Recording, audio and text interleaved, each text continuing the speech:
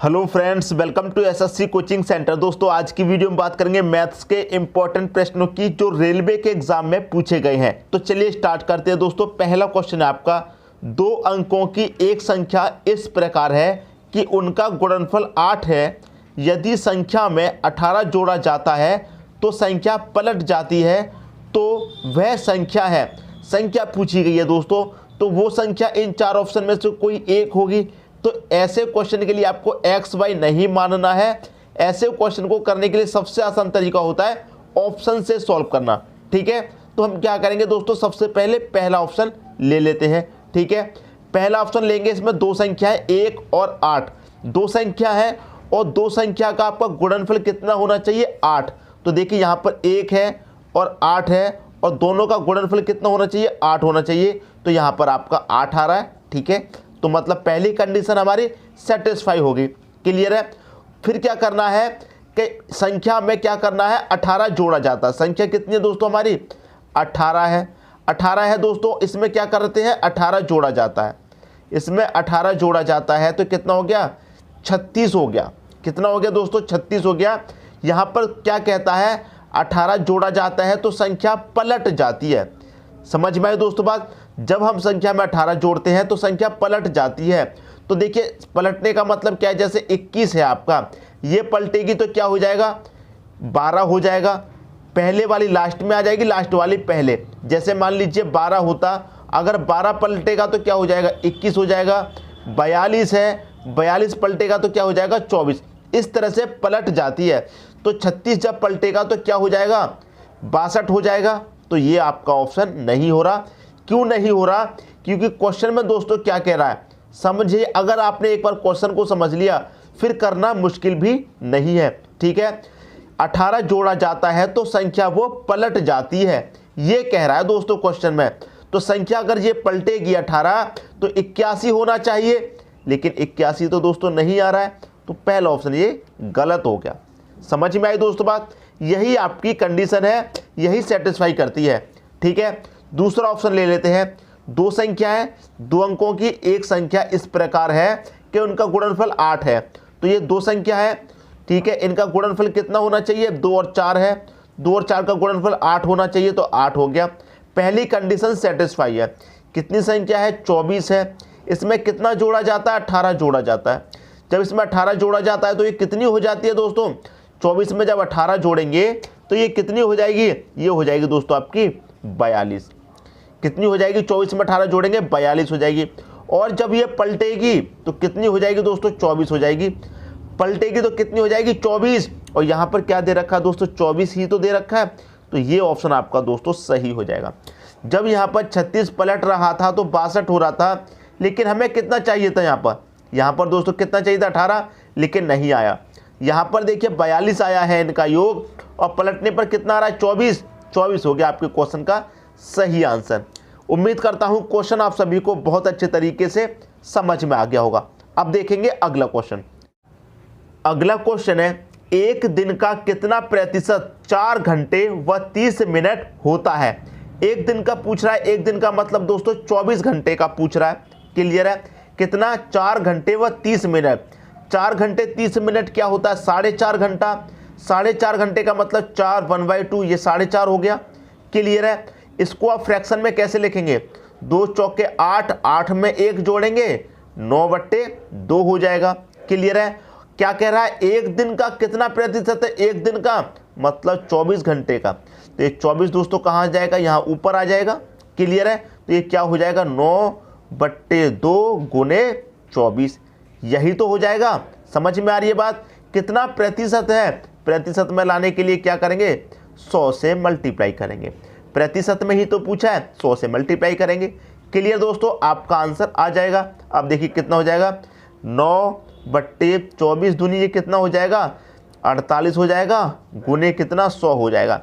इसको कटा लेना है दोस्तों, क्या आ जाएगा, आपके क्वेश्चन का सही आंसर आ जाएगा। क्लियर है। 3 से कटाएंगे, 3 त्रिका 9, 3 से कटाएंगे, 3 1 कम 3, 1 बचेगा 18, 3 6 18। 4 से कटा दो, 4 चौके 16, 4 से कटा दो, 25 बार कटेगा। 25 का 3 में मल्टीप्लाई होगा, ये हो जाएगा दोस्तों 75 बटे में कितना, 4। 4 से कटाएंगे कितनी बार जाएगा, जब 4 से कटाएंगे तो 4 एक कम 4 3 बचेगा 35, ठीक है। 4 एक कम 4 3 बचेगा 35, 4 अट्ठे 32, 35 में 32 तक कट गया, कितना बचा 3, तो 3 ऊपर 4 नीचे। 18.3/4% है। 24 घंटे का 4 घंटे व 30 मिनट कितना परसेंट है, 18.3/4% है। कौन सा ऑप्शन, पहला ऑप्शन क्या हो गया आपके क्वेश्चन का सही आंसर हो जाएगा। क्लियर दोस्तों, उम्मीद करता हूं ये क्वेश्चन भी आपको अच्छे से समझ में आ गया होगा। अब देखेंगे अगला क्वेश्चन।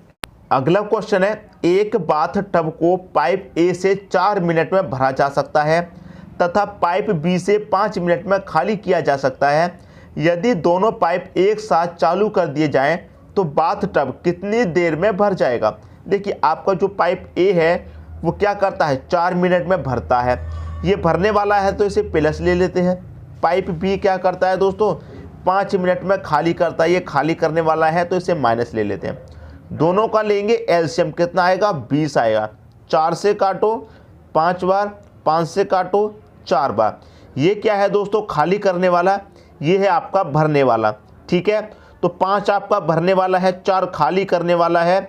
इसका मतलब क्या है, 1 मिनट में दोस्तों 5 लीटर भरा जाएगा तो 4 लीटर खाली हो जाएगा।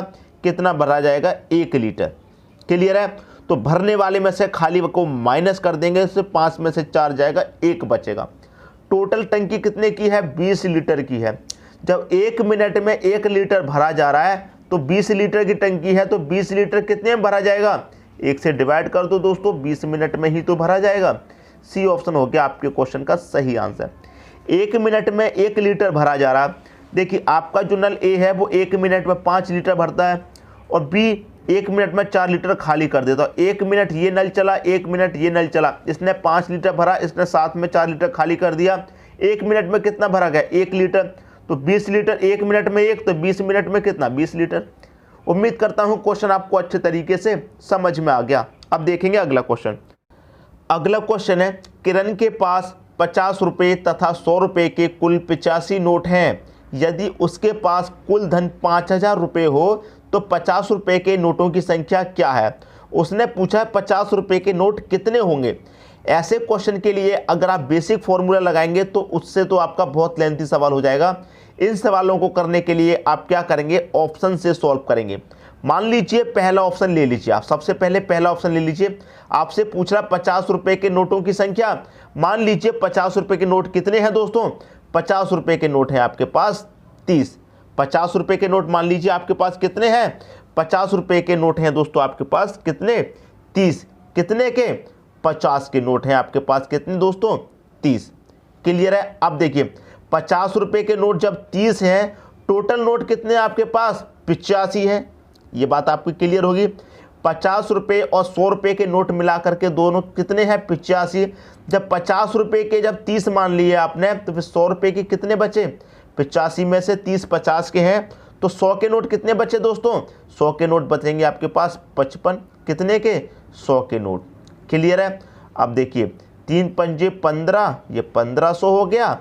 100 का ये कितना हो जाएगा, 5500 हो जाएगा। और दोनों का जब आप योग करेंगे तो 1500 5500 ये कितना हो जाएगा दोस्तों, ये हो जाएगा आपका 7000। तो ये गलत हो गया। क्यों गलत हो गया, क्योंकि कुल धन कितना है, 5000 है और ये तो 7000 जा रहा है। तो इसका मतलब 50 रुपये नोटों की संख्या 30 नहीं है। दूसरा ऑप्शन ले लेते हैं 50। मान लीजिए 50 रुपये के नोटों की संख्या कितनी है, 50 है। कितनी है, 50 है। कितने नोट की, 50 के नोट की। जब 85 में से 50 के नोट की संख्या 50 है तो 100 के नोट की कितनी होगी दोस्तों, 100 के नोट की संख्या आपकी 35 होगी। क्लियर है। कितनी होगी, 35 100 के नोट की संख्या। अब देखिए 55 25, ये 2500 हो जाएगा।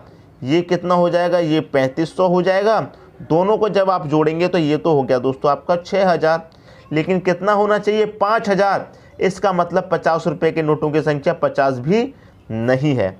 अब अगला ऑप्शन ले लेते हैं। मान लीजिए 50 रुपये के नोटों की संख्या कितनी है, 70 है। कितने के, 50 रुपये के नोटों की संख्या। अब 85 में से 50 रुपये के नोट 70 हैं तो 100 के कितने बचेंगे दोस्तों, 100 के आपके पास कितने नोट बचेंगे, 15 नोट बचेंगे। 15 और 70 85 होता है। 50 रुपये के 100 नोट हैं तो 100 के कितने होंगे, 15 नोट होंगे। क्लियर है। अब इसे 7 पंजे 3500 हो जाएगा ये आपका, और देखिए ये 1500 हो जाएगा, और जब दोनों को जोड़ेंगे तो कितना हो जाएगा 3500 1500 5000 हो जाएगा, और आपके पास कुल धन कितना है 5000। इसका मतलब 50 रुपये के नोटों की संख्या कितनी है 70 है। सी ऑप्शन हो गया आपके क्वेश्चन का सही आंसर। उम्मीद करता हूं क्वेश्चन आप सभी को बहुत अच्छे तरीके से समझ में आ गया होगा। क्लियर हुई दोस्तों बात। अब देखेंगे अगला क्वेश्चन। अगला क्वेश्चन है 3 संख्याएं 5:7:12 के अनुपात में है। यदि उनमें से पहली तथा तीसरी संख्या का योग दूसरी से 50 अधिक हो तो तीनों संख्याओं का योग कितना होगा, ये कह रहा है दोस्तों क्वेश्चन में। 3 संख्या आपके पास 5:7:12 के अनुपात में। क्लियर है। फिर क्या कह रहा है कि पहली तथा तीसरी संख्या का योग दूसरी से 50 अधिक है। ठीक है, यही तो कह रहा है। तो यहां पर आप देखेंगे पहली संख्या और दूसरी संख्या का योग कितना हो रहा है, पहली संख्या और तीसरी संख्या का योग कितना हो रहा है, पहली तथा तीसरी संख्या का योग दूसरी से 50 अधिक है। यहां पर पहली संख्या और तीसरी संख्या का योग कितना है 17 है। क्लियर है। और ये दूसरी से कितना अधिक है 50। ये दूसरी संख्या कितनी है दोस्तों यहाँ पर 7 है। अब देखिए रेशियो में ये कितना अधिक है, रेशियो में 7 है दूसरी संख्या, और पहली संख्या तीसरी संख्या का योग कितना है 17। रेशियो में कितना अधिक है दूसरी से 10 अधिक है। यहाँ पर देखेंगे 7 से ये 17 हो रहा है, कितना अधिक है दोस्तों, यहाँ पर आप देखेंगे 10 अधिक है। और यहाँ पर कितना अधिक है, यहाँ पर तो दोस्तों ये 10 अधिक है, और यहाँ पर ये कितना अधिक है दोस्तों 50 अधिक है। तो आपसे पूछा तीनों संख्याओं का योग कितना होगा, यही तो दोस्तों पूछ रहा है। 10 संख्या का योग कितना है दोस्तों 50 अधिक है, तो 1 का मान निकाल लीजिए। 1 का मान कितना हो जाएगा 5 हो जाएगा। 10 बराबर 50 के, तो 1 बराबर 5। बस आ गया दोस्तों आपका आंसर। 5 का मल्टीप्लाई इसमें कर दो, 5 का इसमें कर दो, 5 का इसमें कर दो, चाहे तो तीनों को जोड़ के सीधे 5 से मल्टीप्लाई कर दो। 12 7 19, 5 कितना 24 हो जाएगा। कितना हो गया 24।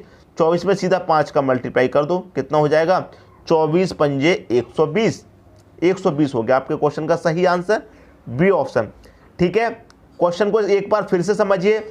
पहली तथा तीसरी संख्या का योग, पहली और तीसरी संख्या का योग कितना है 17, दूसरी से 50 अधिक है, दूसरी संख्या 7 है।